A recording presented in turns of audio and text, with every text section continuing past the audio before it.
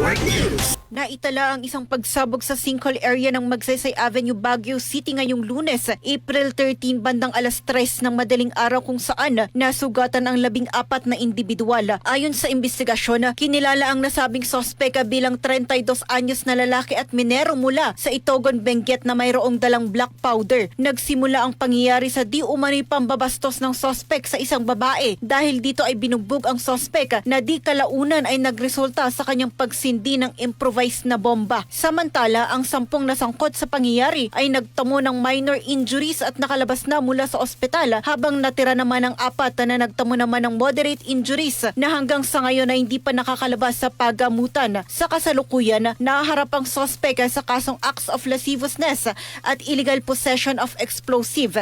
Samantala, iginiit naman ng mga opisyal na isolated incident lamang ang insidente. Kasama mo mula dito sa 103.9 IFM Baguio, ito si Idol J. Ancalis, Tatak, RMN. RMN Network News.